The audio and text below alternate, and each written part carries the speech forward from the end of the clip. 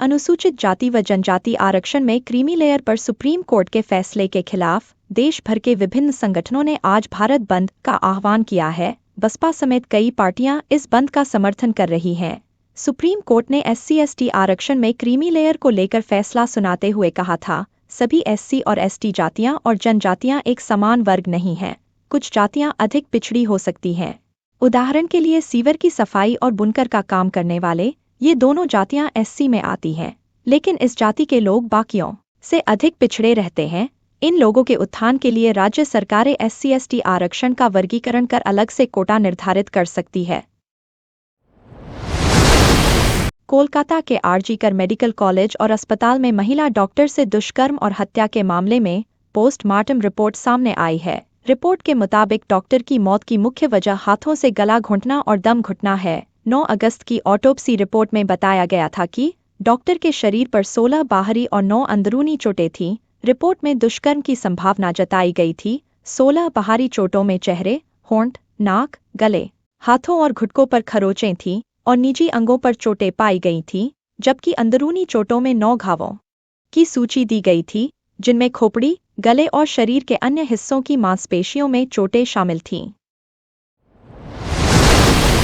PM Modi अपनी यात्रा के दौरान यूक्रेन भी जाएंगे। पीएम मोदी पहले 21 और 22 अगस्त को पोलैंड की 2 दिवसीय यात्रा करेंगे। इसके बाद 23 अगस्त को पीएम मोदी युद्ध में झुलस रहे यूक्रेन का दौरा करेंगे। प्रधानमंत्री पोलैंड से कीव तक ट्रेन से यात्रा करेंगे, जिसमें करीब 10 घंटे लगेंगे। वापसी की यात्रा भी लगभग इतनी ही अवधि की होगी। उनकी कीव यात्रा मॉस्को की उनकी हाई प्रोफाइल यात्रा के कुछ सप्ताह बाद हो रही है, जिसकी अमेरिका और उसके कुछ पश्चिमी सहयोगियों ने आलोचना की थी।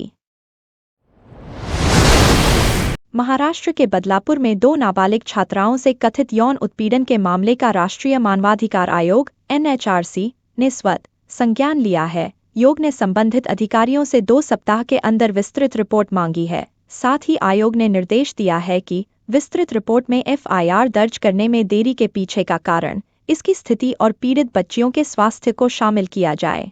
मामले में पुलिस शिकायत के करीब 12 घंटे बाद FIR दर्ज की गई। आयोग ने कहा, अगर मीडिया रिपोर्ट की सामग्री सही है तो यह मानवाधिकार उल्लंघन है और इस पर विस्तृत रिपोर्ट दी जाए। मंकीपॉक्स के कारण दुनिया भर के कई सारे देश प्रभावित हुए हैं। भारत सरकार भी इस बीमारी से निपटने के लिए पूरी तरह तैयार है। मंकीपॉक्स से निपटने के लिए दिल्ली के 6 अस्पतालों को पूरी तरह तैयार कर लिया गया है। इसमें केंद्र सरकार के 3 और दिल्ली सरकार के 3 अस्पताल शामिल हैं। केंद्र के एम्स, सफदरजंग और RML अस्पताल में मंकीपॉक्स का इलाज हो सकेगा, जबकि दूसरी तरफ दिल्ली सरकार के अंतर्गत आने वाले GTB, लोकनायक और अंबेडकर अस्पताल में मंकीपॉक्स का इलाज होगा। स्वास्थ्य विभाग ने तीनों अस्पतालों में आइसोलेशन वार्ड बनाकर 40 वार्ड आरक्षित करने का निर्देश दिया है। एम्स समेत बाकी अस्पतालों को भी मंकीपॉक्स से निपटने के लिए तैयार किया गया है। भारत के रक्षा मंत्री राजनाथ सिंह 23 अगस्त को अमेरिका जाएंगे। वह अमेरिकी रक्षा सचिव लॉयड ऑस्टिन के निमंत्रण पर 26 अगस्त तक वहां रहेंगे। इस दौरान वह अमेरिकी रक्षा सचिव के साथ बैठक करेंगे। इसमें रक्षा सहयोग की मजबूती को लेकर चर्चा होगी। इसके अलावा रक्षा मंत्री अमेरिकी राष्ट्रपति के राष्ट्रीय सुरक्षा मामलों के सहायक जेक सुल्लिवन से मुलाकात करेंगे। पीएम मोदी की न्यूयॉर्क यात्रा से पहले रक्षा मंत्री राजनाथ सिंह का अमेरिका दौरा काफी अहम माना जा रहा है। इससे अमेरिका भारत संबंधों को नई गति मिलेगी। साथ ही रक्षा क्षेत्र में कई सहयोगों में मजबूत आएगी। इसके अलावा अमेरिका दौरे से दोनों देशों के बीच वैश्विक रणनीतिक साझेदारी के व्यापक होने की उम्मीद है। 69,000 शिक्षक भर्ती के अभ्यर्थियों ने बुधवार को फिर राज्य शैक्षिक अनुसंधान एवं प्रशिक्षण परिषद परिसर में प्रदर्शन शुरू कर दिया है। अभ्यर्थियों का कहना है, जब तक नई मेरिट सूची व काउंसलिंग कार्यक्रम जारी नहीं होता तब तक वह प्रदर्शन करते रहेंगे। मंगलवार की देर रात इन्हें पुलिस ने मौके से हटा दिया था।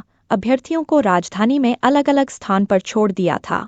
आरक्षण विसंगति को दूर कर नई मेरिट सूची जारी करने की मांग कर रहे यह अभ्यर्थी फिर सुबह SCRT परिसर में एकजुट हुए और आंदोलन शुरू कर दिया। फिलहाल सुपर न्यूमेरिक पद सृजित कर अभ्यर्थियों को राहत दी जा सकती है। भारतीय अंतरिक्ष अनुसंधान संगठन के प्रमुख S सोमनाथ ने कहा कि चंद्रयान 4 और 5 की डिजाइन तैयार है।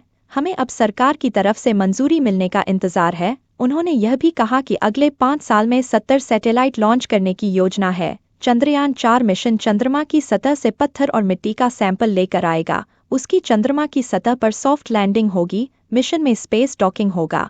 इसका मतलब है कि चंद्रयान 4 को टुकड़ों में अंतरिम में भेजा जाएगा। इसके बाद उसे अंतरिक्ष में जोड़ा जाएगा। ऐसा पहली बार होने जा रहा है। इससे पहले इसरो अधिकारियों ने कहा था कि चंद्रयान 4 साल 2028 में लॉन्च किया जाएगा।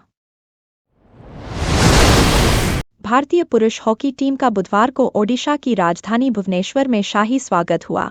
हरमनप्रीत सिंह के नेतृत्व वाली भारतीय हॉकी टीम की भुवनेश्वर में विक्ट्री परेड निकली। भारतीय टीम के खिलाड़ी एक बस में बैठे और परेड के दौरान फैंस के साथ अपने ब्रॉन्ज मेडल जीतने का जश्न मनाया। भारतीय टीम की बस का कारवां जहां से गुजरा, वहां फैंस खड़े हुए मिले।